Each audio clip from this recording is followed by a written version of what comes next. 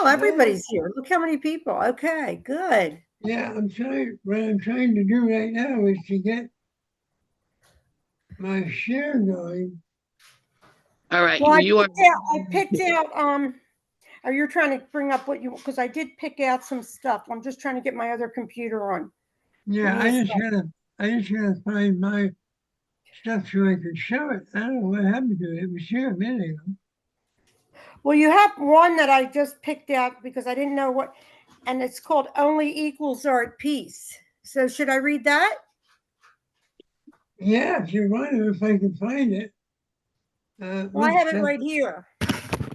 Okay, go ahead. The only thing is nobody else is going to be able to follow along. All right, give me a minute. Give me a minute. Yep, no problem.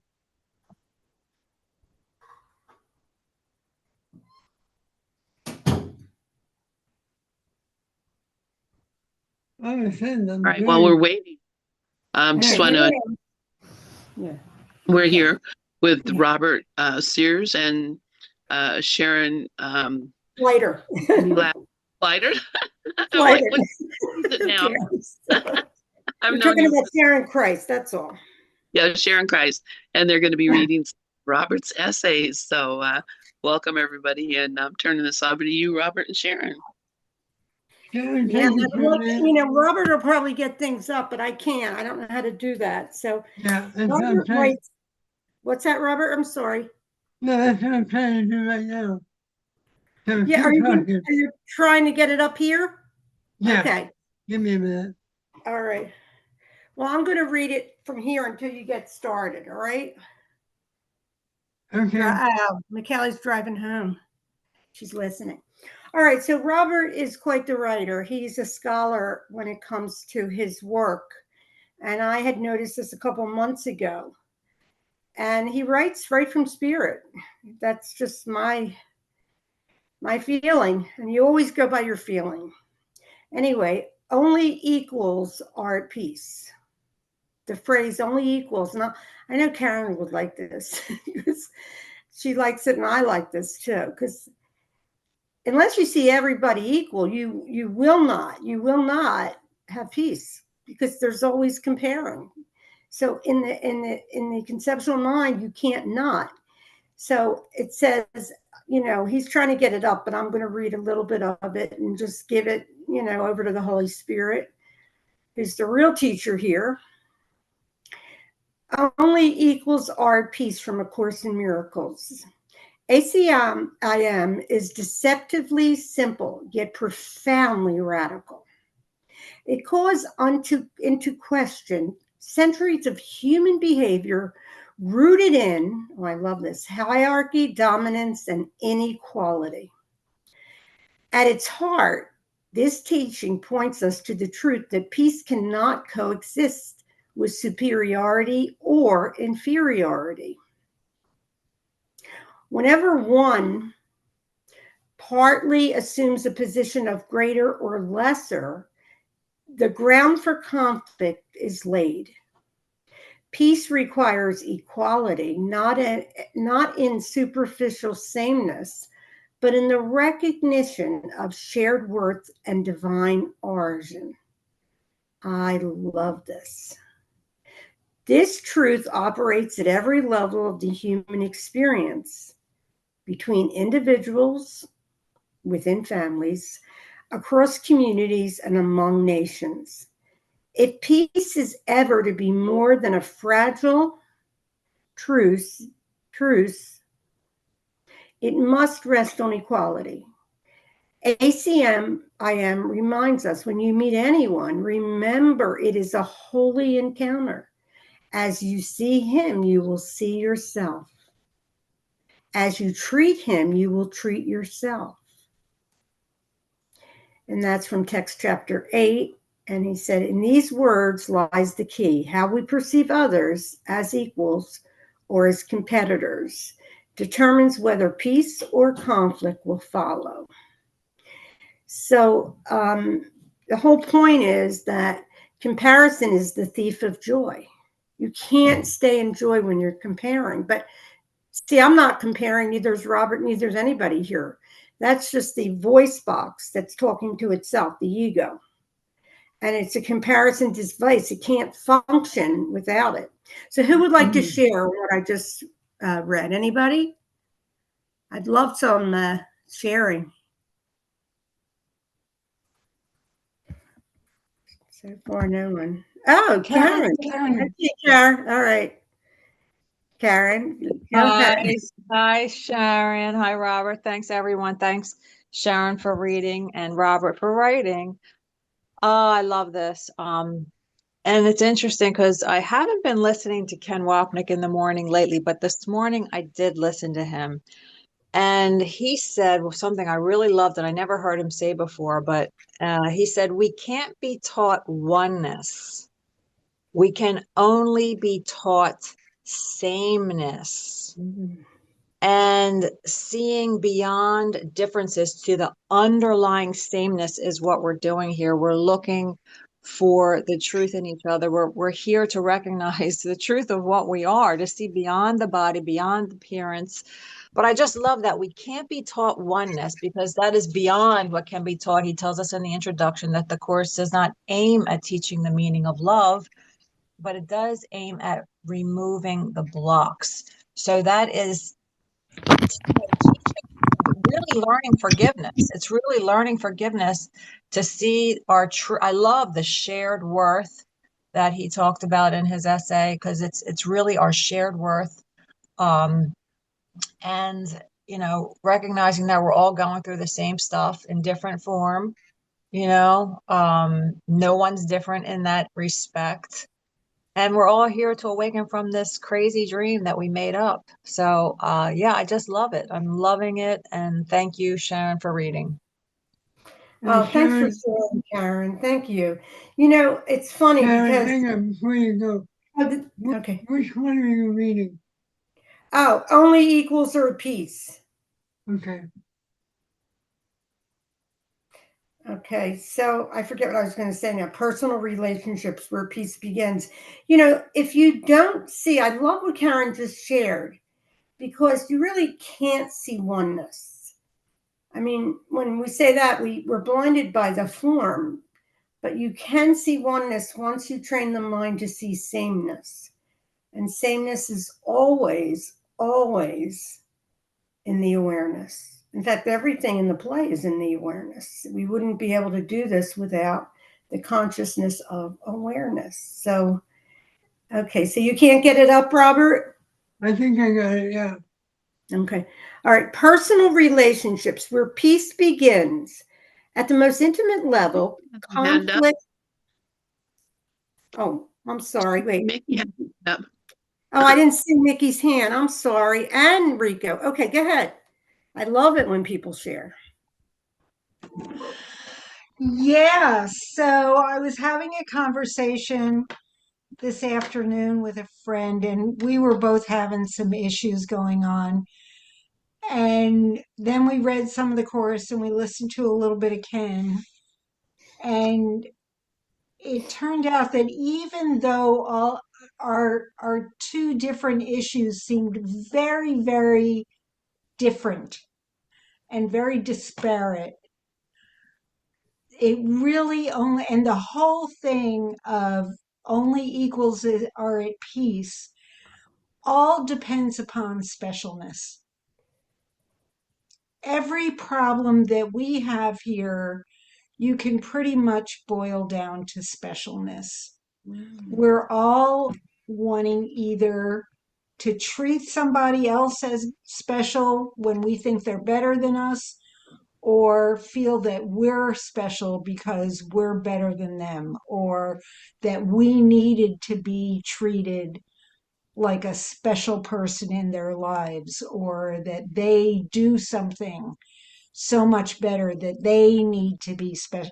It all, no matter what problem we have, you can pretty much boil it down to specialness, and that it's insidious, and that's why we can't be taught oneness, because we're always addiction. It's like an addiction to the ego's addicted to specialness. Absolutely. You can't be someone without it being special. Yeah. Yeah. So thanks. That's so helpful, though. And Yeah, you, it drives me absolutely crazy that yeah, I think whenever it's I'm having a all of us. There's problem, only one mind here, Mick. It's really all of us. We all, that is really the kicker, like the specialness. yeah, I was having this problem with somebody and I realized they weren't treating me special enough. And that just drives me out of my mind. Thank you. No, I understand. It's that, see, it's like the subconscious, like, I think that we did this. I gave Lynn, I sent it to her last week because I want to do it tomorrow night if she can. It's the one that Carl Jung had said about we're only really seeing our own thoughts, meaning it wasn't even that, but it's worth actually listening to. Mickey, you loved that one because you had done it and you did it in your language where you changed some of it.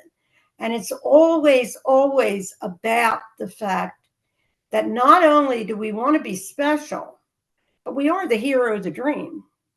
So being the hero of the dream makes us want, and it's subconscious. And what this Carl Jung teaching was all about is we're only in the subconscious. Our world is made up of subconscious thoughts. And when we see the divine will, which is just this awareness, this gorgeous, like aliveness that is everything that has made this dream come true, sometimes the ego is so strong it will say, but wait a minute, you're this and you're that. And I should say I fall into, like, okay, today I substituted in seventh grade geography, no less. And it just so happened that the class, that the stuff that I was teaching was, I just subbed from the teacher, but it was boring, and I knew the kids were bored. So I broke the ice on the fact that I said, everybody here, either you're interested and your brain really is attracted to this teaching, or it's not. And I talked about how, give yourself a break because I found it very boring. But what I really was doing was trying to make them all feel equal in the sense that if there's so many kids that have ADHD, including this teacher that's talking, and they sometimes can't get their mind to be interested. So my whole point is to really see how important it is to make, because specialness is what we live off of. If you're an ego, you want specialness. You want to be president of the school. You want to have the best boyfriend. You want to be the best course teacher. It's all specialness. And it's a trap. It's a trap that I feel my mind is attracted to a point, because it hides the guilt. Because you can't be special if you're the son of God. How can you be? There's only one. Anybody else? Oh, okay. Now it's Rico. I'm sorry, Rico. Go ahead. My theme of The Joy of Living is love is never having to say I'm sorry. Oh, I love that movie. Good evening, family and friends. Thank you for allowing me to be here with you. I send you love and life from my heart to yours. And Sharon, thank you for reading. And Robert, thank you for that essay. I'm going to tell you a little about my personal life. One of the the draw to me about ACIM was I kept hearing this word equality, equality. And Robert, you said something like, without equality, you can't have peace. And I absolutely love that. I'm going to take you to a quick throwback, but not to hop on it because that's not where I am now. When I was about 4 years old, we were on vacation. We lived in New York, and we went down to Winston-Salem, North Carolina. Well, I didn't know things are different in Winston-Salem, North Carolina at that time than they were in New York. And there was some kind of something going on. We went to see it, me and my mom, and all these people. There was almost like a riot, but we didn't know it. So we were just walking to get away. And I seen this guy push my mother to the floor. And I went to go help. I don't know how much help I was going to do at 4 years old, except I wanted to be with her. And they sicked these big ass dogs on me that was biting the hell out of me. And they put that fire hose on me. And I was small, so that fire hose was like blowing me down the street. And I see my mother seeing this, and she's getting more excited, more excited. And then I move on and I grow up in New York, in Puerto Rico, and I'm growing up. And I've always been judged by the color of my skin instead of the quality of my character. And I came into that, and I wasn't really to let that experience go until I was first introduced to the 12-step program, and it helped a little bit. But when I got introduced to ACIM, when I always heard Dove talking about equality, I just really, really, really resonated. And every once in a while, I go back to them dogs biting my ass and that fire hose, and realizing how different it is and how peaceful it is with that word equality. So when I hear that word, my vibration just increases. So I thank you guys for being who you are in my life. That's so beautiful, Rico. You are you are so totally love. You bring light to this group so much. You know, the point is that we are all really equal. And I was, you know, the Carl Jung thing that I played for Lynn that I'm hoping we play on one of the nights is all about the fact that we're looking again, you're only, you know how Dove always says you're only talking to yourself. Well, it's all about the fact that because we're only talking to ourselves, we make up all these characters, and the characters are showing us what we're hiding. And usually, at least for me, what I've learned is that all the parts of the outside picture of the people that were mean to me were just showing me the self-hatred that I hid. And that's the whole thing, because we're making this up, and the subconscious part of the mind, that's why it's so unrealistic, the whole movie, you know, and the inequality, you know, we all feel you know, the kids today, they really love the fact that I was bringing home the fact that I was talking about sameness in a language they could understand, because the competitiveness that exists in junior high is awful. I mean, we can all remember that. So, but you can see how Robert writes with words that just flow from spirit. I just love it. Anyway, okay, now it's, Karen and then Brooklyn. Oh, and Rico, take your hand down. Okay, sweetie. Oh, unless you have another question. No, you don't. Okay. Thank you, Rico. Thank you, Sharon. Thank you, Mickey. So I just wanted to share what the Course says about only equals are at peace, because I think it's just so perfect. He says only equals are at peace because God's equal sons have everything. They cannot compete.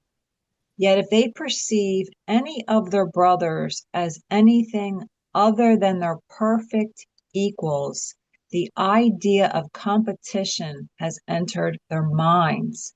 Do not underestimate your need to be vigilant against this idea, because all of your conflicts come from it. It is the belief that conflicting interests are possible, and therefore you have accepted the impossible as true.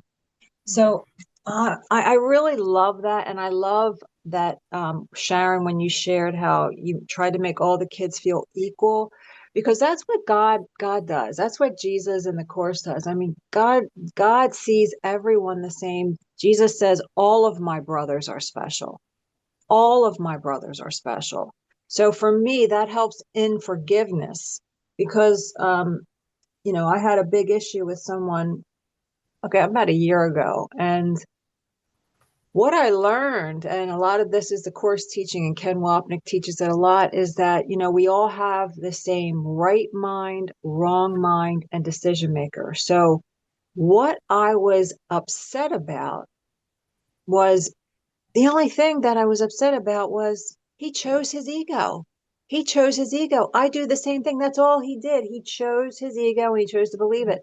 I do the same thing. So how can I get mad at somebody who is my equal, who just chose her ego like I did? It doesn't matter the form. It doesn't matter what the content of the Course is always the same. God's Son is guiltless.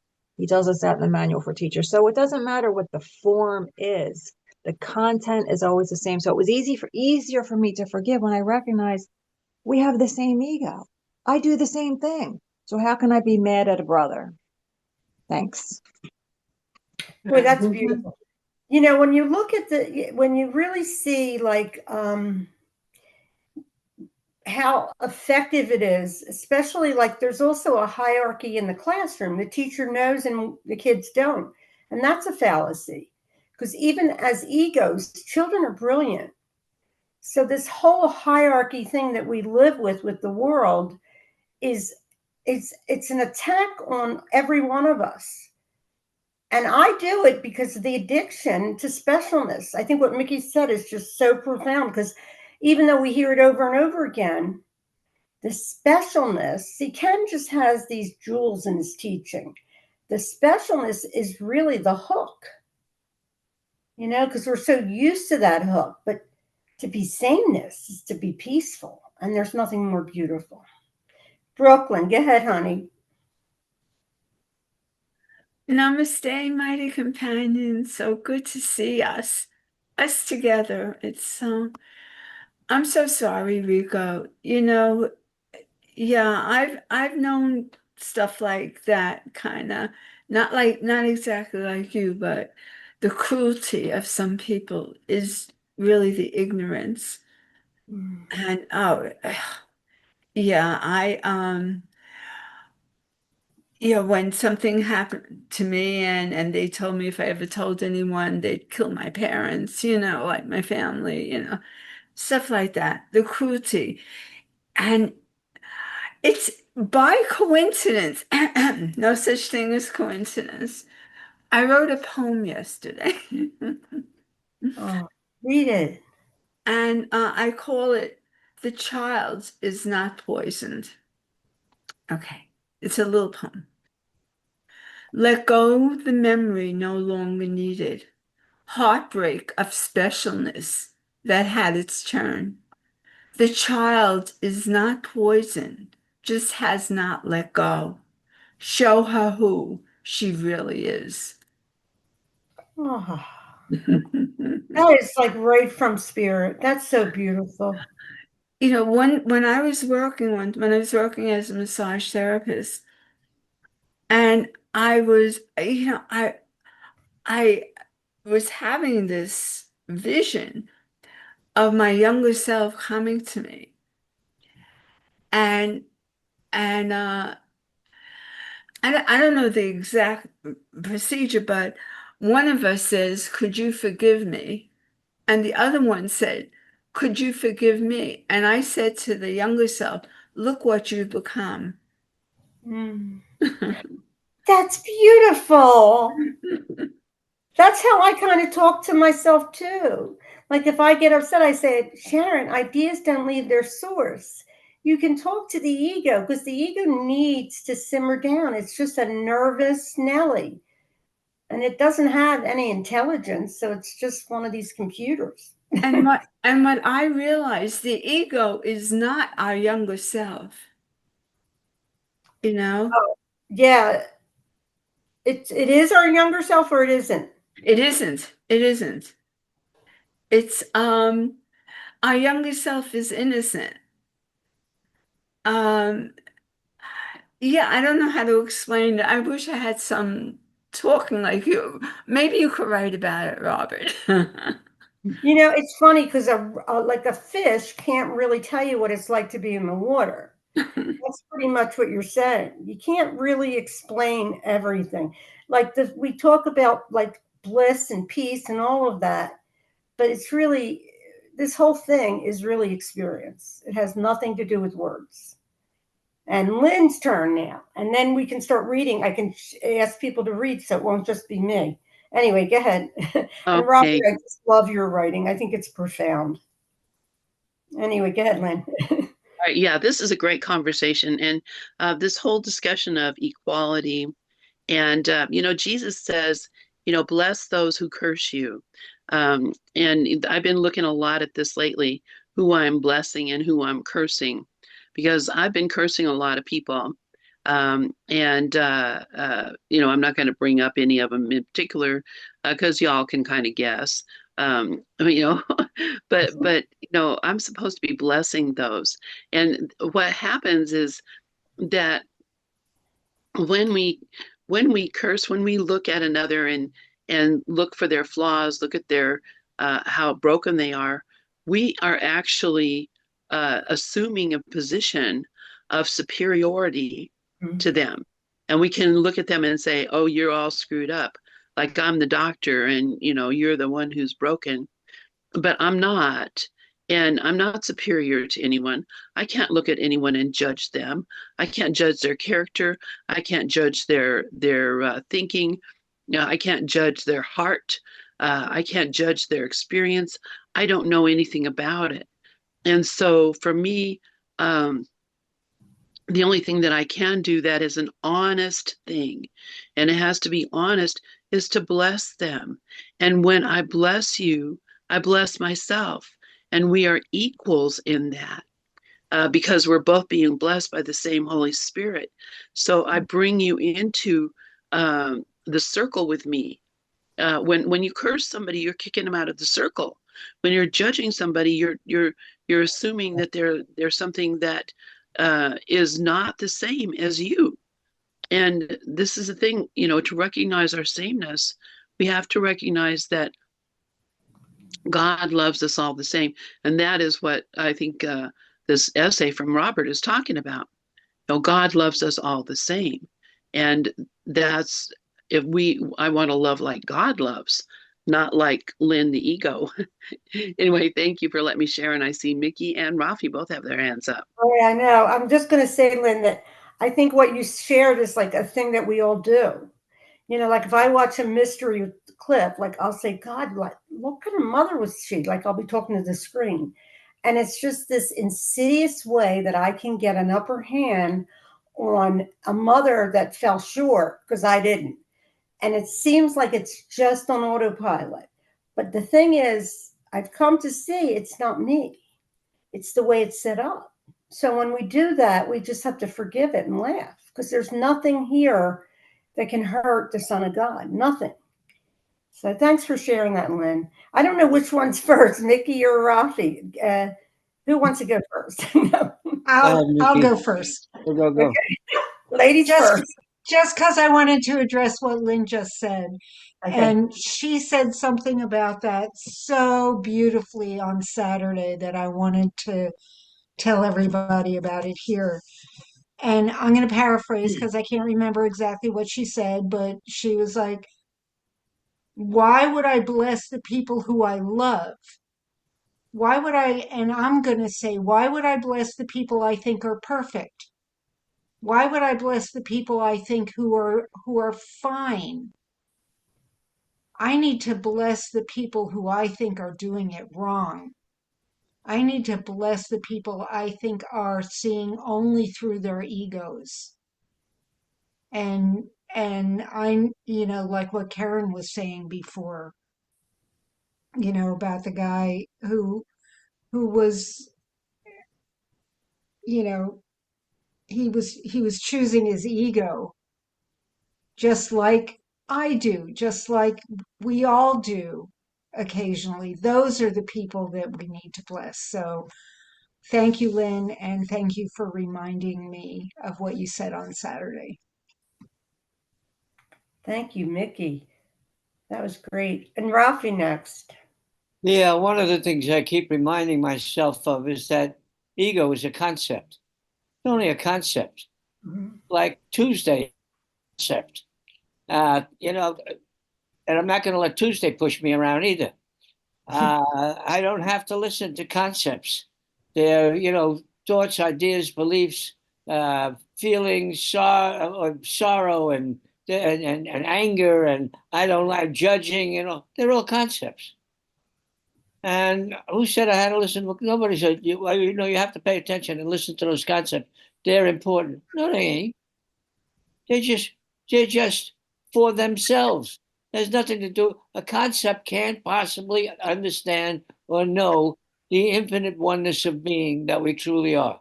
The God consciousness, our highest consciousness, can't possibly know that. Yeah. So something that is that ignorant and only can reference itself is nothing I'm going to pay any attention to.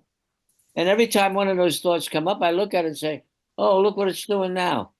And as soon as I do that, it goes away. Because it doesn't have a life. It's like a machine. Thank you. Actually, it is a machine. It's a computer program. that we all have. And it's the subconscious, just these ideas that we took on as children and just became, again, it's a script too. But as far as like when we fall short, it's really nothing. I think when I make a bigger thing out of it, it's a problem. Anyway, we're going to read, and I'm going to just open the room up to whoever wants to read the next, whatever's next. I think it's personal relationship where peace begins. That's a trap too, the personal relationships. I mean, it's the same thing. It's specialness. Anyway, who wants to read? Okay, I guess nobody. I don't see a hand. Do you guys?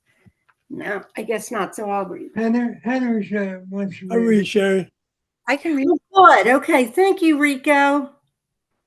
Personal relationships, where peace begins. Sharon, when you said personal relationships, that's separatism too. I've had to use personal relationships to try to develop a holy relationship. So it's not completely separate. It's a chance. At the most intimate level, conflict between two people often stems from the belief that one holds more value, power, or importance than the other. A spouse insists on being right, a friend withholds forgiveness, or one person seeks control. The ego thrives on these hierarchies. It whispers that we must protect ourselves, assert superiority, or prove our worth. But ACIM teaches that this is illusion.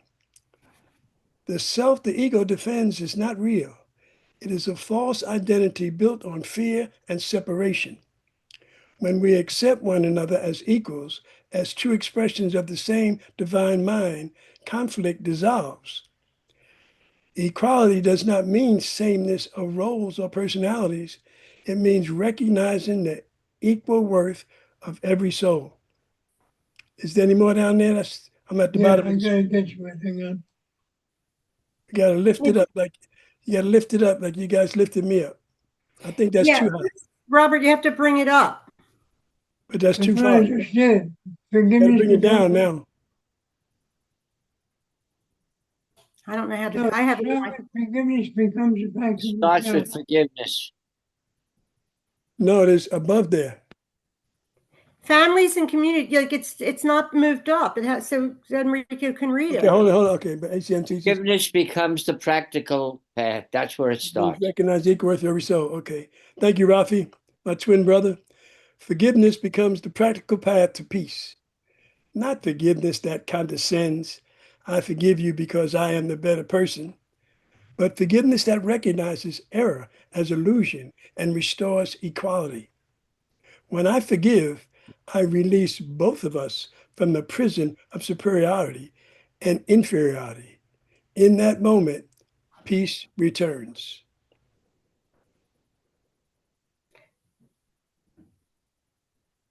I think that's the end of that one. Yeah, I was going to say, like, forgiveness, like we were talking about blessing others. I think we have to bless ourselves, our minds, because we wouldn't be projecting out there anything if we were in our right mind. So forgiving ourselves and pretty much trading specialness for the holy self, because that's holy, that's wholeness, that's everything that's what we want. So I think forgiveness starts with me anyway. Rico. Yeah, you're right, Miss Sharon. Forgiveness does start with you and me. I like forgiveness. I was way back when I first got started, I was hanging out with Jennifer Hadley, and she had us writing these forgiveness letters. And I guess I was up on my 12-step high horse, and I was saying, I've made all my amends. I don't know anybody. She said, well, why don't you just try it? And I tried it, and it opened me up to a whole new world. And still today, I have a forgiveness practice that I do every day. I don't have to have something against someone else, or no one else has to have anything against me. I just have a forgiveness practice.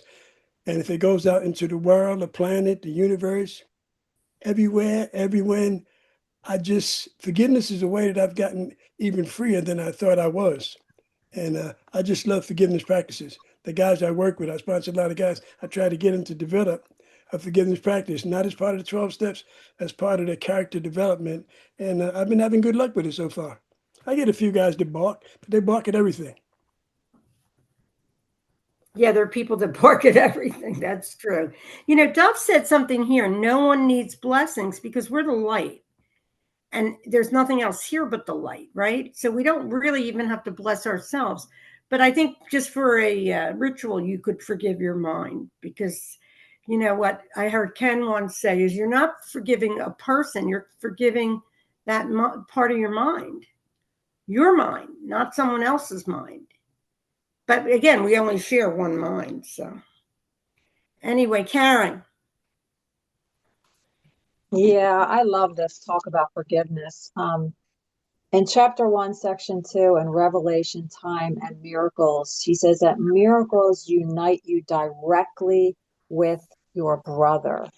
So the miracle unites us directly with our brother because we see the equality and we recognize that what I thought my brother did my brother did to me has not occurred because my brother didn't do anything to me. And this is what I'm really learning about true forgiveness in the course. It's like I made up this story. There's all this perception that is only interpretation, which is so helpful to remember because it's not saying that the incident didn't happen. You know, you can say that it never happened if you want to go deep, but you know, being realistic and being in, you know, going through the steps, not skipping steps, the incident did happen, but it was my story and my interpretation about the incident that happened that hurt me. It wasn't my brother that hurt me. It's never my brother that hurts me. It's always my own thoughts about what happened and my interpretation. And it takes a lot of practice to get to that point, but that's the point I'm at. That's the point I'm at because I recognize that what I thought my brother did has not occurred. It's my own interpretation of what happened. Thanks. Yeah, and Sharon, it's you the want to continue interpretation that reading? gave it the meaning. Like, what does it really mean without you knowing? And that's all going through the filter that you grew up with. So anyway, you want to go to the next thing, Robert? You want to pull it up a little bit more? I think this is where we're at, and I think Heather wanted to read also. Oh, I would love her to read. Oh my God, I Heather, you can't want see it. So help me out when I can't see it. Okay, and Robert, I was going to say on this document here, where your picture is up there in the little corner, there's a little arrow underneath of it. I think if you click that arrow, it'll close up the band up there, so there's more room for the reading. I'm not sure if that works, but yeah, go where down, down, down, down, down, down, down, down, down. No. Get out of that. All right, come up to the other place where your picture is, where it says share. Okay, right underneath of that, right underneath of your picture, there's a little arrow. Go to the right, right, right, right, right, right, right, right, right, right. No. Right. This is hilarious. Up, go up, and to your right a little bit. There's a little arrow. Click that. And see it hides that big menu. And then if you want it back, you can click that little arrow and it'll take it back down. But it just gives you more space for reading. Okay. So, Heather, you're gonna take the families and communities? Yeah, Heather, do you want to read? I would love to. Thank you. Families and communities, equality in practice. Families mirror the same dynamics on a larger scale. Parents may see children as extensions of themselves, trying to shape them into images of perfection. Siblings may fight for attention, competing for superiority.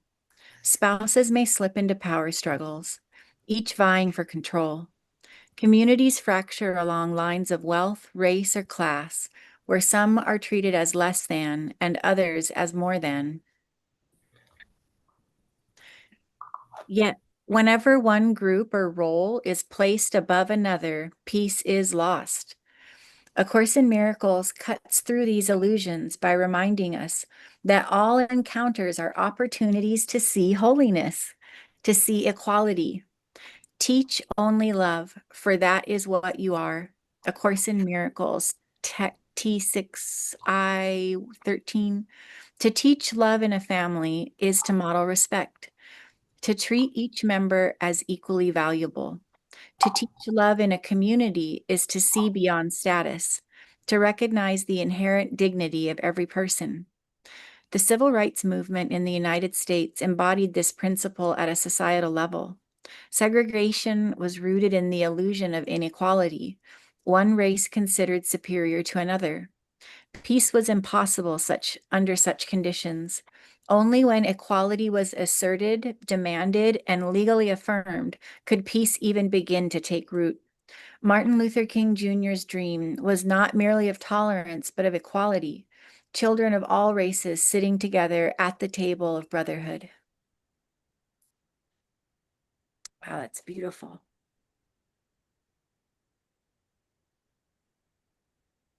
You want to continue?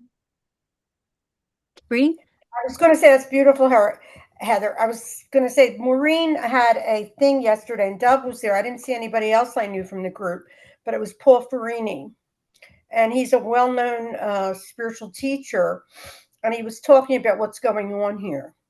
And so then he sent a book out if you wanted to sign up for it.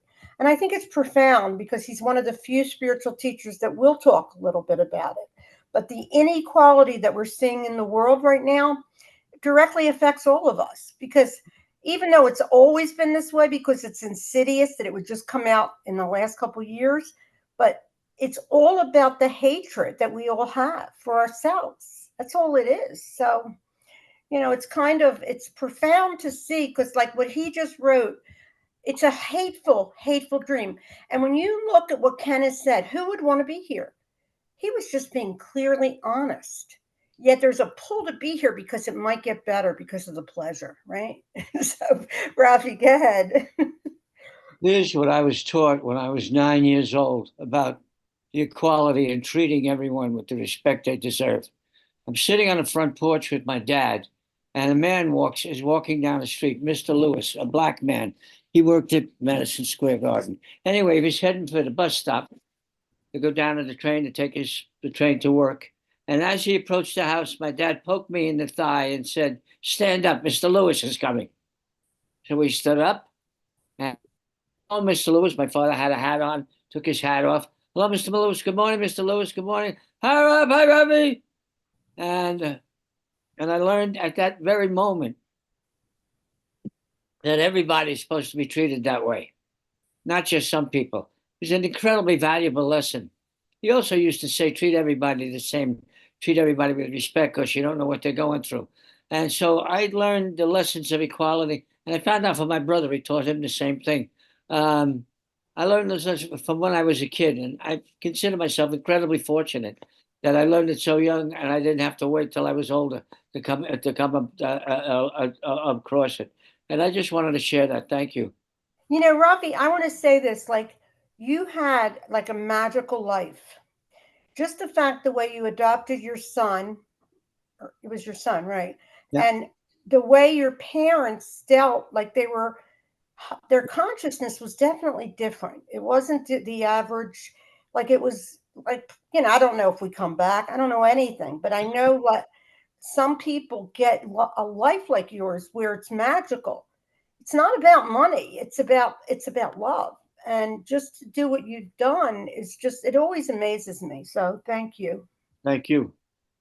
All right, now, Karen, go ahead. Oh, is it Karen? I didn't. All right, go ahead, Karen. Thank you, Rafi. My dad and your dad would have got along so good. My dad was the same way. And oh my God, I have so many great memories. And my mom too. I mean, I remember when we were, I don't know, I was maybe 12 or 11, and my sister was about 10. And we were in the car. We were driving home from the mall, and we stopped at the gas station to get some gas. And there was this family. It was, and they were Mexican. And there was a mother and a father and maybe 3 or 4 kids, and they were like stranded in their car. They had nowhere to go, and I don't know what the whole deal was because I was just a kid. I didn't really pay attention to the details. All I know is my mom took them all in. My mom took them all in. We had a pull-out bed in our living room and a couch, and I'll never forget it. I'll never forget that my mom did that. Like, that's the kind of person my mom is, and that's just the kind of love that just for everyone. I always said she was a saint. But and the other thing I wanted to mention, Sharon, and you mentioned Paul Ferrini. I don't read a lot of books like you, but one book I do have is called Love Without Conditions by Paul Ferrini. I would recommend that book to anyone. Thanks. It's a wonderful book. I have it. Yeah. Great. It's an absolute, like, I went out to visit him when I first started the course because, like, I had written, this was early on, like 20 years ago. And I'm not saying what he did was right or wrong. I'm saying that it's interesting how he spoke up because we are divided, and he has a lot of Marianne Williamson. And see, the way I see it is he just played his part. You're going to have some spiritual teacher said that nothing happened, and you're going to see some of them that'll say, please get rid of the inequality because, and dictatorship. And whether or not that's true or not, it's just another way of teaching. And I found, I have a couple of he sent me a bunch of books before I met him. And he's brilliant. As a person, I don't know. Personality, you can be fooled by because you don't necessarily have a great personality, but you're talking from the higher self. Robert is talking from the higher self. All of us are tonight. So that's just, Anyway, Rico. Yes, ma'am. That's what I was taught to say. Yes, ma'am. No, I just wanted to tell you that as I'm sitting here listening to everybody, one of the things that has happened for me is that just the fact that I could sit here with you guys at this table as just another brother, not an elite athlete, not anybody less down, just another brother to sit here in equality for me is a testimony of a loving God, and that ACIM is the key to freedom for me. And I just want to share that with you. I just love that you shared that. I mean, I want to say this, like, there's so many great books, but I will say the ACIM has everything in it. I just tend to, have that kind of ego that is curious and also has immense ADHD. So I read a lot of things, and I do like the interpretation sometimes from different, from the oneness, like Paul's in the oneness, Marianne, I like her books. I don't really think I dislike anybody that's written from the higher stuff. How could you? You're, the thing about this thing that I want, Linda, I don't know what tomorrow night plan is, so we'll see. But the Carl Jung thing basically is talking about the fact that all of us, we don't, because I don't see it, that it's all just me. And we put those parts out there because it's so hard to imagine it as a mind, as an ego mind. But as you see the feeling of the oneness, like ACIM, I can see why Dove just stated in that book because it's everything. It's absolutely everything. But it's also teaching me now to look for the good in every day. Like the gratitude puts you right away into the right mind. So I have this book, Wake Up Grateful, and I read and listen to it a lot. And it's all about that. Do we wake up in the morning and say, thank God that I'm breathing? Because this is an experience that's a miracle. Nisargadatta Maharaj said basically that we are all, either everything's a miracle or nothing is. And I think that's important. So anyway, it's almost time to stop, but I want to say, does anybody else want to share? Mickey, go ahead. We can go along. Yeah, you can go ahead and finish reading the essay. I don't know how it's long, Lynn. You're going to want to finish it next week, I think, because it's a long one. Oh, okay, that's fine. Well, I don't know. Maybe I'm wrong. I saw that it was like, go ahead. See if you can read it. Mickey, did you want to read? No, I just wanted to say I have a hard stop at 8 o'clock, so I can't stay past that. But I wanted to mention to Rico and anybody else who's involved in the 12-step program that I just happened to notice on Awakening Together's website that they have a new program. It's a half an hour once a week, and someone is teaching the 12 steps and ACIM.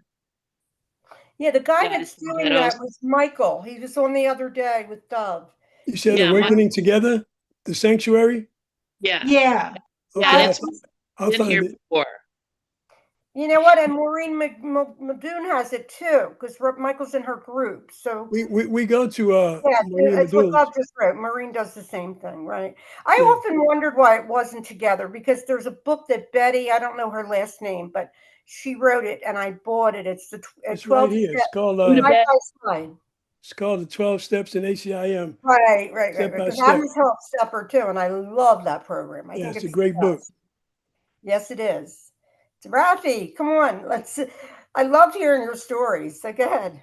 Okay, when Italians first immigrated to America, they were not considered white people, and they were treated like they weren't white people by white people, and they were forced to move into ghettos where the rents were cheaper. So the strength of the love in the family and the extended family, because even our first cousins are like brothers and sisters, expanded and expanded until the people in the neighborhood became family. And that sense of family kept growing and growing and growing until the white people who hated us and was trying to kill us sort of faded into the background and disappeared. And then there was only the equality that we were. And that's the atmosphere in which I was nurtured. And so all of these lessons that we're learning here from these essays are just reinforcing the power of all that. And thank you. I'm very grateful. I bet you are, because the thing about waking up, for some people, they have more conflict usually. It depends on where you are in the oneness. But when I think about your stories, it sounds like an enchanted life. That's all I know. So anyway, we have only like a couple more minutes. I'm going to turn the mic back over to Lynn, but I want to thank you, Robert, and we can talk Sharon, this, Robert, about what you want to. Sharon, we have the okay to keep going. Oh, okay.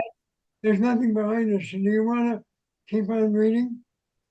Yeah, why not? But I can't see it because I have a little computer, so I'm at Well, hang on. Nations. Shirley, do you want to pick up reading? Okay. Can you? Okay. Shirley's going to read it. Oops, where did I go? Here we go. Nations on the world stage. Okay, who wants to read? Shirley is going to read. Better read. Nations and the world stage. When we scale upward, nations repeat the same patterns individuals and families enact.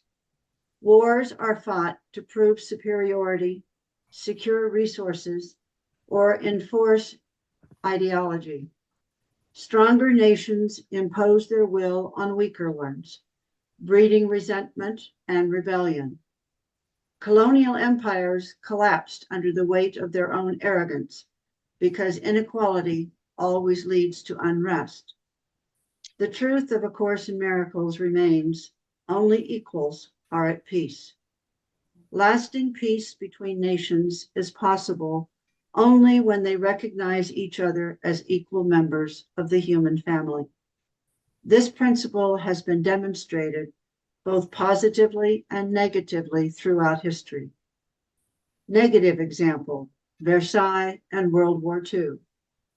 After World War I, the Treaty of Versailles imposed crushing reparations and humiliating restrictions on Germany. Rather than recognizing Germany as an equal partner in rebuilding peace, the treaty enshrined inequality.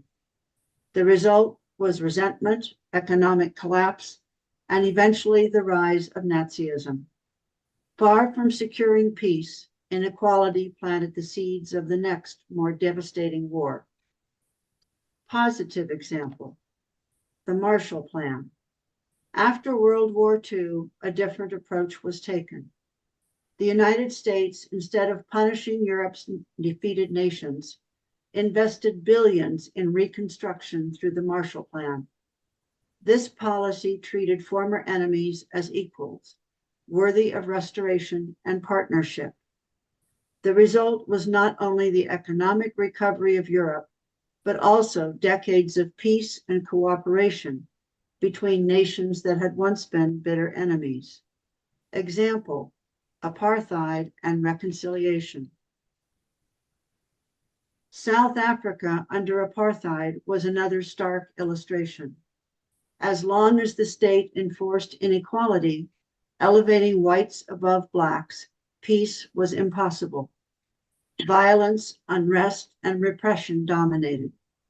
But with the dismantling of apartheid and the leadership of Nelson Mandela and Desmond Tutu, a different path was chosen.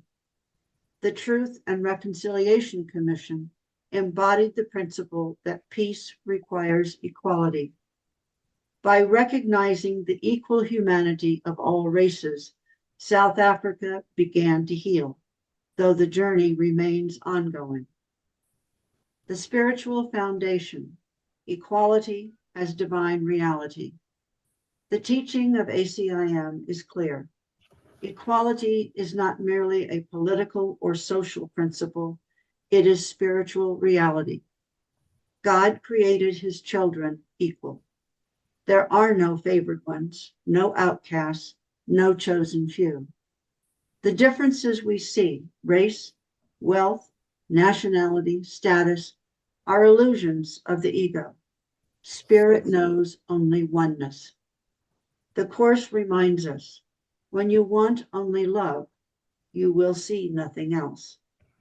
To want only love is to want equality, because love makes no distinctions. When we embrace this vision, peace flows naturally. When we deny it, conflict inevitably arises. The implication is profound. The work of peace begins not on the battlefield or in the halls of government, but in the mind. It begins with each of us recognizing equality in our daily lives.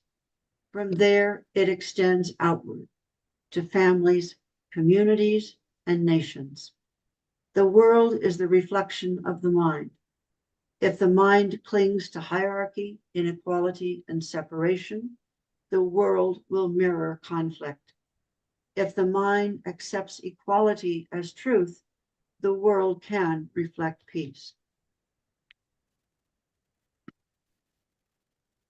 Equality versus specialness. ACIM repeatedly warns against the ego's temptation towards specialness.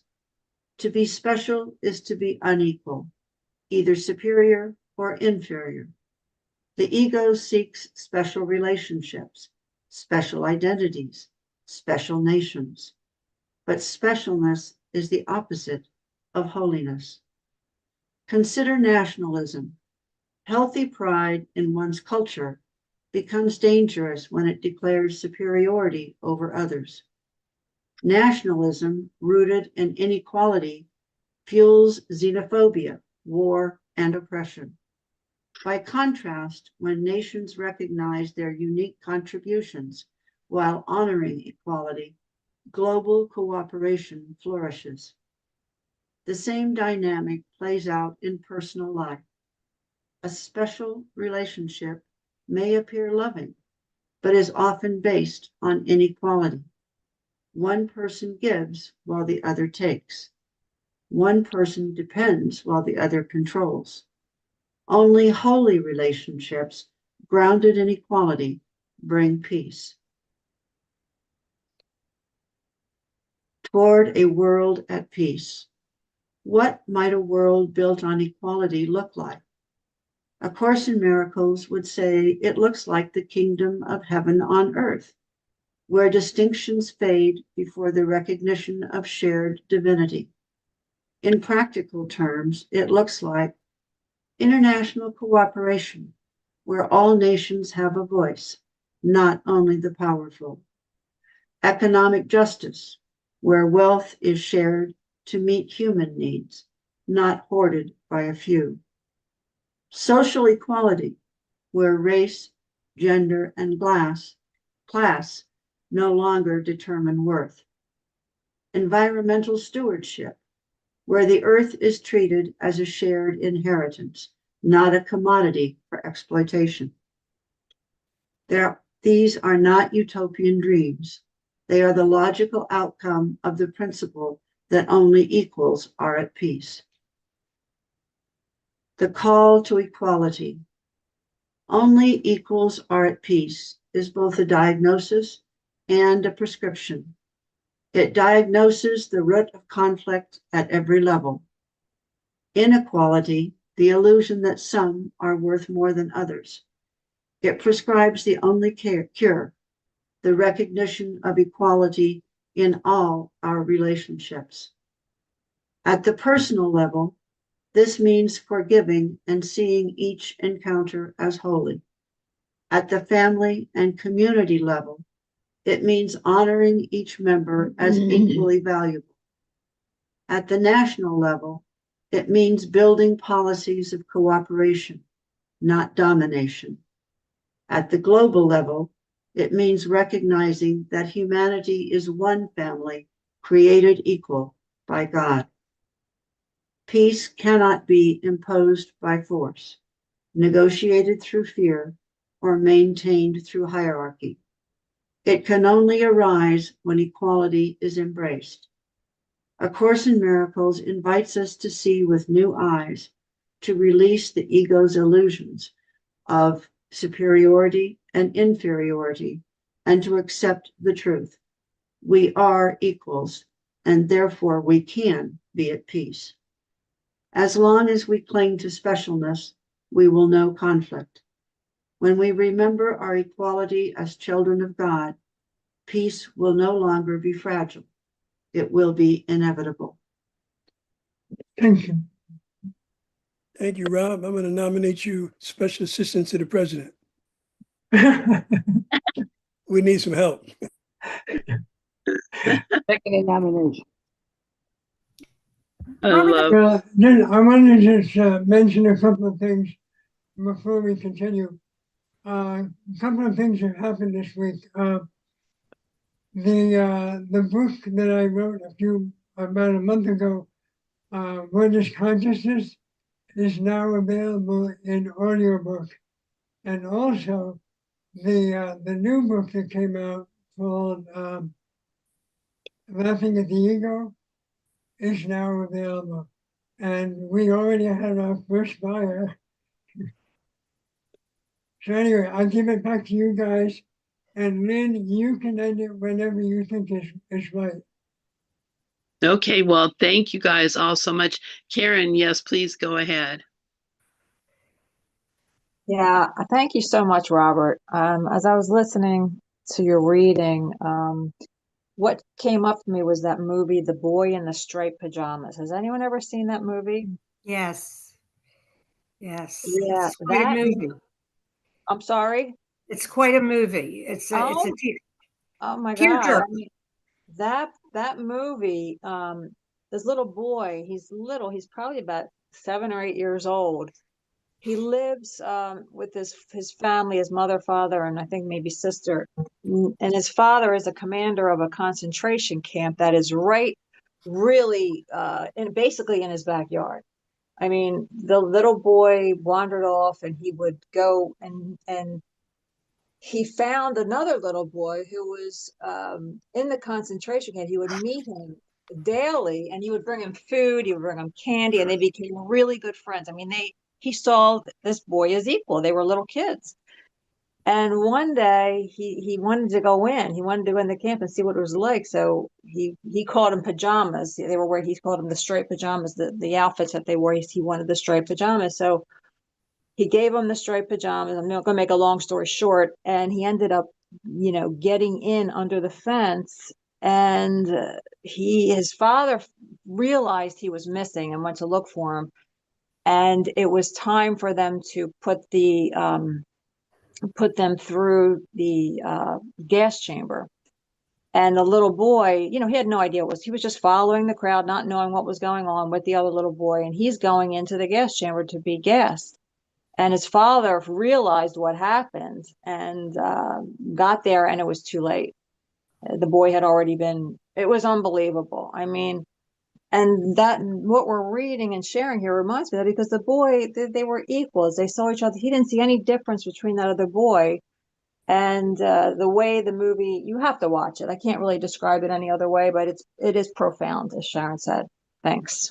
It's amazing. Boy in the striped pajamas. I'll write it in. I just want to say it's a real tearjerker, but I want to thank Charisse too, because I would love that you joined tonight. And Heather wants to know, is there a place to buy the article? And the articles are free. It's all at Robert's website. It's dinojamesbooks.com. But if Lynn puts you, Heather, on her list, her email list, I'll send you, like, I have, I just have a link to it too, if you want, either or. Yeah, but, Robert put it in there. It's dinojamesbooks.com. Okay, so good. Just copy that and post it in your browser, and then you'll have all of his stuff. So thank you. Will you guys be doing this every Monday night? It's on the schedule. Well, Robert, you're going away, aren't you? Yeah, we're doing it both at 11. We do some at 11 Pacific time. I don't. And then you're gonna tell me what it is out East Coast, but 11 Pacific and 4 Pacific. So I think that's like 2. I don't know. Then you tell them. Well, it's 7 Eastern, and then the earlier one is at 2 p.m. Eastern. So he's right after Wayne and I do our impersonal life, which has really been revving up too. Yeah, and before Rico goes, I want to remind everybody, tomorrow morning, Cherie and I are going on vacation for 3 days.